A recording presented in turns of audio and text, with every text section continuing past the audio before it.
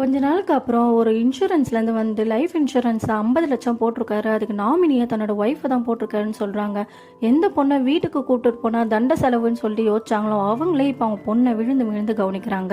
அவங்க மாமனார் இறுதி சடங்குக்கு செய்த செலவெல்லாம் உட்காந்து எழுதி பார்த்துட்டு இருக்காரு. இதை பார்த்த ஹீரோயின் நானும் உங்களுக்கு ஹெல்ப் பண்ணுறேன்னு சொல்லி உட்காந்து எழுதுறாங்க. அந்த நேரத்தில் அவர் கண் கலங்குறாரு. என்னாச்சுன்னு கேட்கும்போது தான் தெரியுது அவர் கொஞ்சம் வெளியில் கடன் வாங்கியிருக்காரு. அது எப்படி நான் அடைக்க போகிறேன்னு தெரியல. இதுவே என் பையன் இருந்தா எனக்கு ஹெல்ப் பண்ணியிருப்பான்னு சொல்லிட்டு கண் கலங்குறாரு. இந்த நேரத்தில் அவங்க மாமியார் அவங்க ஹஸ்பண்ட் கிட்ட நம்ம மருமகளை என் சொந்தக்கார பையன் பிடிச்சிருக்குன்னு சொல்றான், வேணும்னா அவனுக்கு இந்த இன்சூரன்ஸ் பணத்துல 25 லட்சத்தை கொடுத்துட்டு மிச்சம் இருக்க 25 லட்சத்தை நம்ம கடன் அடைச்சிடலாம்னு சொல்லிட்டு ஐடியா கொடுக்குறாங்க.